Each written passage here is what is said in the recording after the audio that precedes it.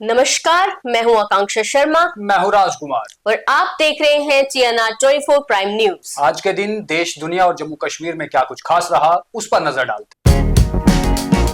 Indigo के CEO Peter Elbers हाथ जोड़े आए नजर। सरकार ने उड़ानों में 10% की कटौती की। एक बार फिर दहला जापान, दर्जनों लोग हुए घायल और वहीं 2011 जैसे भूकंप आने का खतरा। माइक्रोसॉफ्ट का बड़ा ऐलान, इंडिया के AI फ्यूचर के लिए 17.5 बिलियन का इन्वेस्टमेंट। वहीं गोवा अग्निकांड में जम्मू का एक बिजनेसमैन हुआ गिरफ्तार। 15 साल का इंतजार हुआ खत्म, 3 इडियट्स 2 हुई कंफर्म। आमिर, शर्मन और माधवन फिर मचाएंगे धमाल। और वहीं जम्मू के बॉर्डर बेल्ट इलाके से फिर से वीजा फ्रॉड की खबर सामने आई है। यहां पर कुछ लोगों को करोड़ों रुपयों का नुकसान हुआ है।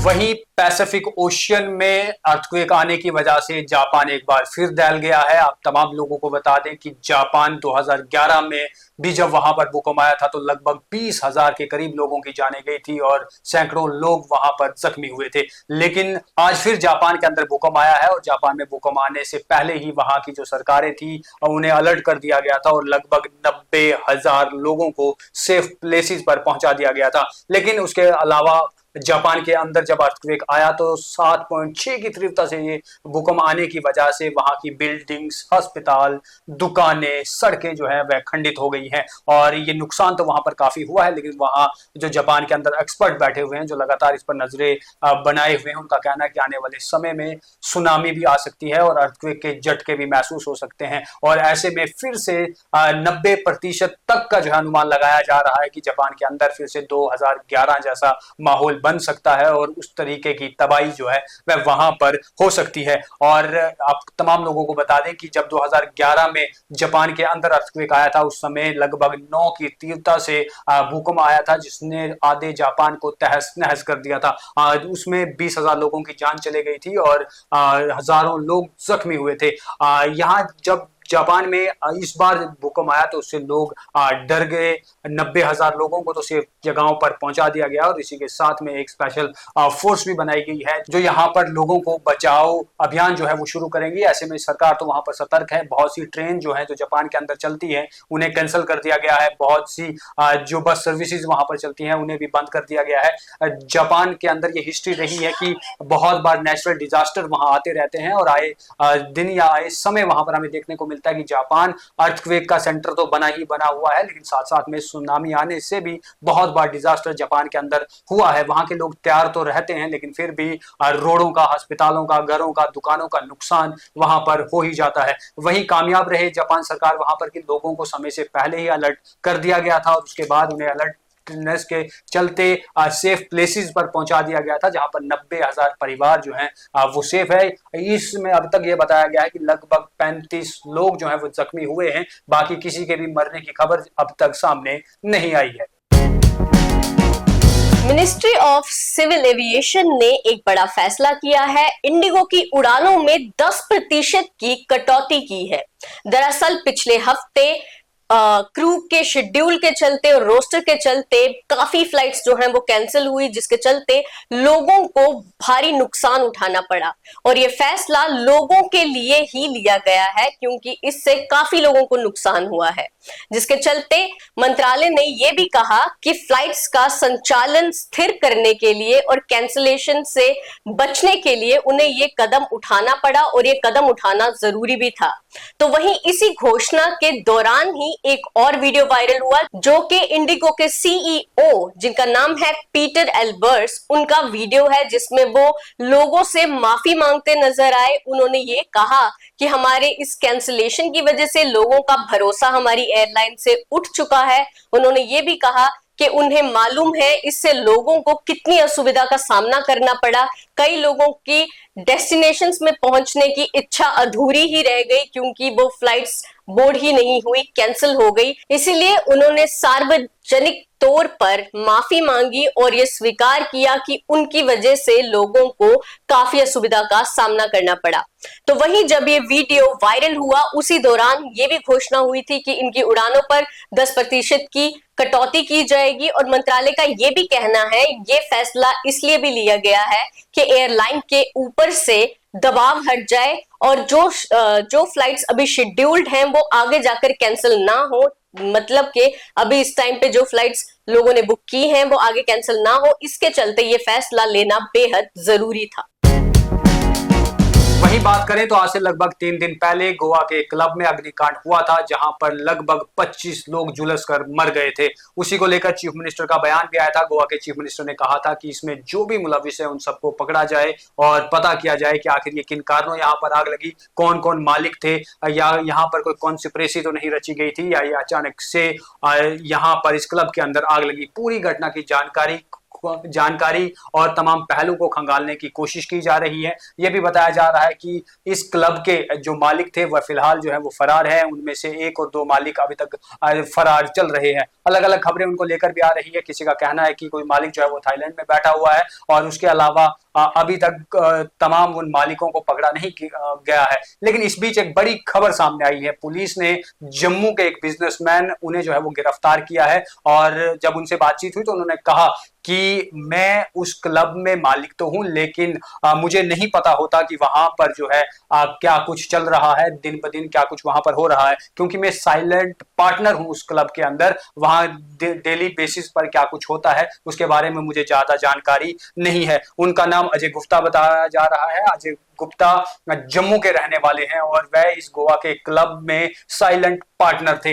लगातार आप तमाम लोगों को बता दें कि 25 लोगों की जान जाने के बाद एक बहुत बड़ा इंसिडेंट गोवा के अंदर जो है वो सामने आया था। उसके बाद में गिरफ्तारियां की जा रही हैं। जो भी इस क्लब के मालिक हैं उन्हें भी पकड़ने की पूरी कोशिश की जा रही है। लेकिन इस बीच जम्मू के बिजनेसमैन अजय गुप्ता उन्हें दिल्ली से बीती रात जो है वो गिरफ्तार कर दिया गया है, क्योंकि वह भी इस क्लब में कहीं ना कहीं पार्टनर थे। तो वहीं माइक्रोसॉफ्ट ने अब तक की अपनी सबसे बड़ी इन्वेस्टमेंट की घोषणा की है इंडिया के साथ। उन्होंने कहा है कि वो इंडिया के एआई इंफ्रास्ट्रक्चर को और स्किल्स को नेक्स्ट लेवल तक लेकर जाएंगे, जिसके लिए वो $17.5 बिलियन इन्वेस्ट कर रहे हैं। और उनका ये भी कहना है कि अगले 4 सालों में यानी कि 2026 से 2029 तक इन पैसों की इन्वेस्टमेंट की जाएगी, जिसके चलते इंडिया में एआई इंफ्रास्ट्रक्चर्स और नई स्किल्स जो है वो इंडिया के लोगों को सिखाई जाएंगी। एशिया में ये माइक्रोसॉफ्ट की अब तक की सबसे बड़ी डील है, यानी कि पूरे एशिया में अब तक माइक्रोसॉफ्ट ने किसी भी कंट्री के साथ इतनी बड़ी इन्वेस्टमेंट नहीं की थी। तो वहीं आगे बात करें एआई इंफ्रास्ट्रक्चर की, तो लोगों को नए स्किल्स और एआई इंफ्रास्ट्रक्चर्स के बारे में सीखने का मौका मिलेगा और एआई फर्स्ट फ्यूचर भारत में भी इंट्रोड्यूस होगा। तो वहीं माइक्रोसॉफ्ट के सीईओ सत्या नडेला ने भी पीएम मोदी से कल मुलाकात करके इस चीज को सोशल मीडिया पे कंफर्म कर दिया कि वो भारत के साथ इतनी बड़ी इन्वेस्टमेंट करने वाले हैं। और पीएम मोदी ने भी इस इन्वेस्टमेंट के बाद ये कहा कि अब इंडिया की जो जनता है उनसे वो ये उम्मीद करेंगे कि वो इस अपॉर्चुनिटी का पूरी तरह से फायदा उठाएंगे और इसको कहीं ना कहीं आगे जाके इम्प्रोवाइज भी करेंगे। तो ये यूथ के लिए एक बड़ी अपॉर्चुनिटी साबित हो सकती है। वहीं आगे बढ़ते हैं और बात करते हैं जम्मू के बॉर्डर बेल्ट इलाके की। आपको बता दें कि बॉर्डर बेल्ट इलाका अरनिया और आरएसपुरा से वीजा फ्रॉड का मामला जो है वो सामने आया है। यहाँ पर बहुत से परिवारों को ये बताया गया कि आपके बच्चों को हम यूके के यूनिवर्सिटीज में एडमिशन भी दिलाएंगे और उसे लेकर जो है ये फ्रॉड रचा गया। एक शख्स जिसका नाम कार्तिक चौधरी बताया जा रहा है, वह भी लोकल ही रहने वाला है, वह ही अरनिया और आरएसपुरा में लोगों के साथ मिला। कौन बाप नहीं चाहता उसका बच्चा जो है वो अच्छी जगह सेटल हो जाए, अच्छी यूनिवर्सिटी से पढ़े, कल को उसका फ्यूचर जो है वो सिक्योर हो सके। उसी लालच में आकर जो है इस शख्स पर गांव के लोग भरोसा कर देते हैं और उसके बाद में ये शख्स उन्हें यूके की यूनिवर्सिटी में जो है वो एडमिशन कराने की बात करता है। साथ ही साथ में फेक लेटर जो है वो परिवार के लोगों को दिए जाते हैं। इतना ही नहीं, फ्लाइट की टिकट्स एडिटेड करके वह भी जो है उन बच्चों को जो है वो दी जाती है कि आपकी टिकट कंफर्म हो गई है, ये आपको इस यूनिवर्सिटी में जो है वो एडमिशन मिल जाएगी। लेकिन जब उसके बाद मौके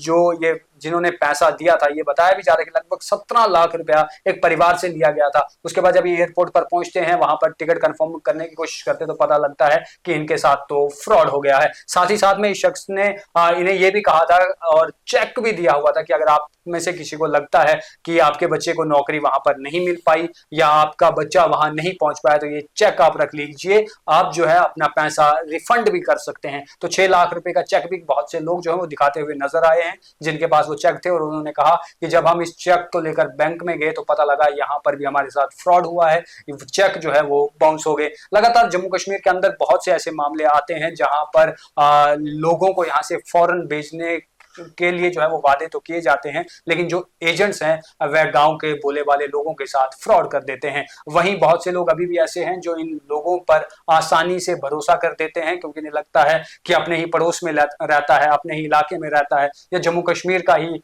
आदमी है, या उसके साथ दोस्ती होती है, रिश्तेदारी होती है। वैसे ही ये लोग जो है उसमें फंस जाते हैं। और अब ये बताया जा रहा है कि लगभग 6 करोड़ रुपए का घोटाला जो है कार्तिक चौधरी ने इन लोगों के साथ में किया है, और इन्हें सपने दिखाए कि आपको यूके की यूनिवर्सिटीज में एडमिशन भी दी जाएंगी, साथ साथ में फ्लाइट की टिकट भी हाथ में थमा दी और चेक भी हाथ में थमा दिया था कि अगर आपको लगा कि आपका बच्चा वहां नहीं पहुंच पाया या किन्हीं कारणों आप नहीं जा पाएंगे तो आप ये अपना पैसा जो है वो रिफंड भी कर सकते हैं। फिलहाल पुलिस उसे ढूंढने में लगी हुई है, वह अभी तक फरार है, अभी पुलिस के हाथ नहीं चढ़ पाया है। एफआईआर जो है उस पर रजिस्टर कर दी गई है। अब देखना यह है कि इस मामले में क्या कुछ जो है आगे हो पाता है, कार्तिक चौधरी को कब गिरफ्तार किया जाएगा, और ये जो इतना करोड़ों रुपया लूट कर जो है वह बॉर्डर इलाके से गया है, तो क्या ये वापस रिकवर हो पाएगा या नहीं। अब अगली खबर एंटरटेनमेंट जगत से है। 3 इडियट्स के फैंस के लिए एक बहुत बड़ी खुशखबरी है, क्योंकि 3 इडियट्स अब दोबारा से बनेगी, यानी कि उसका सेकंड पार्ट जो है वो भी बहुत जल्द बनने वाला है और बहुत जल्द रिलीज भी होने वाला है। फिल्म के डायरेक्टर राजू हिरानी ने इस समय स्क्रिप्ट को लॉक कर लिया है। पहले वो दादा साहब फाल्के के ऊपर एक बायोपिक बना रहे थे, मगर इस टाइम उन्होंने उसको होल्ड पर रख दिया है, क्योंकि वो अपना पूरा ध्यान 3 इडियट्स 2 पर देना चाहते हैं। और अगर बात करें फिल्म की स्क्रिप्ट को लेकर कि अब किस तरह की मूवी होगी, किस तरह से उसकी स्क्रिप्ट होगी, तो आपको बता दूं कि पहले जहां पर एंड हुई थी मूवी, यानी कि 2009 में जो 3 इडियट्स आई थी, उसकी एंडिंग जहां पर हुई थी, जहां हमें ये पता चला था कि आमिर खान जो कि रेंचो का रोल कर रहे थे, उनका असली नाम था फुनसुक वांगडू, और वो लद्दाख में अनप्रिविलेज्ड स्टूडेंट्स को पढ़ा रहे थे। तो वहां से स्टोरी स्टार्ट होगी और उसके आगे कैसी स्क्रिप्ट होगी वो देखना बेहद मजेदार रहेगा। और अगर बात करें कास्ट की, तो कास्ट बिल्कुल सेम है, मतलब उसमें आमिर खान, आर माधवन, शर्मन जोशी और करीना कपूर हैं, लेकिन बमन ईरानी, मोना सिंह और जावेद जाफरी को लेकर अभी कुछ साफ नहीं है कि वो कास्ट में है भी या नहीं। अब देखना ये है कि ये मूवी किस तरह बनती है, और साल 2026 के सेकंड हाफ में इसकी शूटिंग भी स्टार्ट हो जाएगी, और शूटिंग कंप्लीट होते ही जल्दी ही ये रिलीज भी हो जाएगी। तो फैंस के लिए ये एक बहुत अच्छी खबर है। आपको ये मूवी, जो कि उस टाइम की सबसे ब्लॉकबस्टर मूवी थी, उसका सीक्वल अगर बनेगा तो वो भी जरूर मजेदार होगा। और ये राजू हिरानी की मूवी है, जिसका मतलब ये है कि इसमें कॉमेडी का पंच तो पक्का होगा। ये थी आज के दिन की कुछ देश, दुनिया और जम्मू कश्मीर की बड़ी खबरें। बाकी तमाम खबरों के लिए आप द न्यूज़ रूम 24 आवाज के साथ बने रहे। जय हिंद। जय हिंद।